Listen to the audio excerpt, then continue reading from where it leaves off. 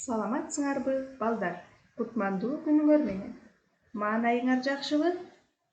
Бүгүн биз адабий окуу сабагынан тып деген теманы өтөбүз. Сабактын максаты чыгарманы окуп, мазмунун түшүнүшөт. Түшүнүктөрүн мазмундуу, элестетүү менен айтып беришет. Суроо жооп иретинде аңгеме жүргүзүшөт. Каармандарга мүнөздөмө берип, алардын сөздөрүн китептен таап окуп беришет. Кабыл алуусу, сөз байлыгы, сүйлөө кеби калыптанат. Окуучулар адептүүлүккө, чынчылдыкка, боорукерликке жана кайрымдуулукка тарбияланышат. Анда эмесе балдар, силерге тып жөнүндө кыскача маалымат бере кетейин. Борбордук Азияда эки түрү, кара жана ак тыттар өсөт. Мөмөсү ширебүү, жалбырагы тыт жибек куртунун негизги тоюту. Кургакчылыкка, шоорго жана ысыкка өтө чыдамдуу келип, чөлдүү жерлерде жакшы өсөт. 150 жылга чейин өскөн тыт дарактары бар. Тыт уругунан же калемчесинен көбөйөт, жыгачынан жыгач буюмдары жасалат. Улуу адамдарды сыйлоо дегенди кандай түшүнөсүңөр? Анда эмесе аңгемени окуп, анан ой бөлүшөлү. Тыт. Май айында айыл четинде катар-катар отургузулган чоң-чоң тыттар тегиз бышат. Кечки салкында кичинекей чакаларын көтөрүшкөн кыздар, балдар ушул жерге күндө келишип, чакаларын тытка толтурушуп, өзүлөрү да тое жешип, кеч күүгүндө гана үйлөрүнө кайтышат. Ак тыт, кара тыт, бөдөнө тыт дешип, түрлөрүн тандап беришет. Жол бойлоп айылга бурулган биринчи көчөнүн башында бир каарыган кемпир устунга олтуруп алып, ары-бери өткөндөрдү кепке тартып, божурап көпкө сүйлөйт. Чакаларына тыт толтуруп кайткан кыздар, балдарды биринчи болуп кемпир көрөт. Ай кыздарым, бери келгиле. Чака толо тытыңарды көрүп койдум. Эми көз акымды бергиле, дейт кемпир балдарды эркелете.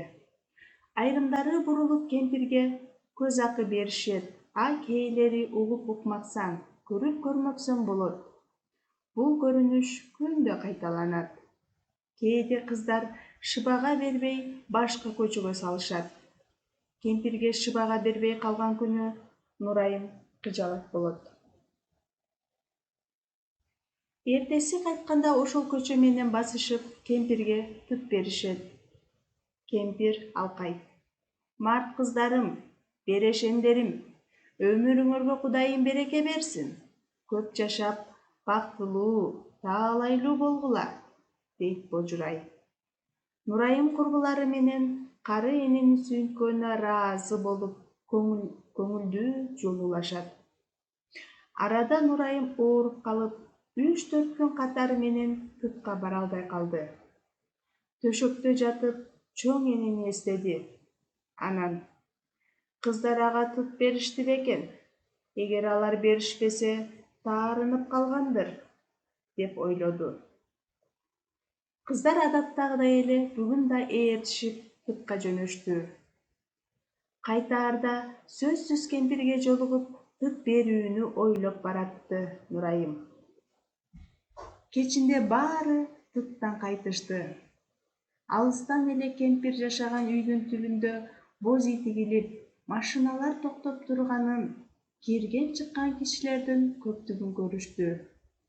Балалык ойлорунда эч жамандык жок эле, түз эле кемпирдин көчөсүнө бурулганда, ызы-чуу түшүп, ыйлаган үндөрдү угуп, кыздар селт эте түшүштү. Көрсө, кечээ эле титчиктей болуп, устунда олтуруп алып, тыттан кайткан кыздардын жолун күткөн кемпир жан таслим болгон экен. Баарын эми түшүнгөн кыздар алды-артын карабай, шыпылдай басышып, үйлөрүнө шашышты. Нурайым 3-4 күндөн бери кемпирди көрбөй, ага таттуу тыт бербей калганын ойлоп, ичи туз куйгандай ачышты. Каректерине ачуу жаш толуп, ызалуу бара жатты. Анан анын алкоо сөзү кулагына угулуп жатты. Ага бүгүн белеңдеп алган пытын бере албай калбадыбы? Көрсө, сыйлаар адамды өз багында сыйлап, сүйүнтүп коюу бул бакыт тура. Анда эмесе балдар сөздүк киши менен таанышып алгыла. Тирчиктей, чыйраак деген мааниде. Жан таслим болгон, бул каза болгон дегенди түшүндүрөт. Эмесе силерге суроо. Аңгеме силерге жактыбы? Эмнеси менен жакты? Кары адамга жасаган адамдардын мамилесин кандай бааладыңар? Нурайым кары кемпирдин көңүлүн албай калган үчүн неге мынча өкүндү? Аңгеменин соңундагы сүйлөмдү окуп, кандай ойдо болдуңар? Суроолорго балдар жооп беребиз. Силерге үйгө тапшырма. Мен бүгүн кимди сүйүнттүм? деген темада чакан дилбаян жазгыла.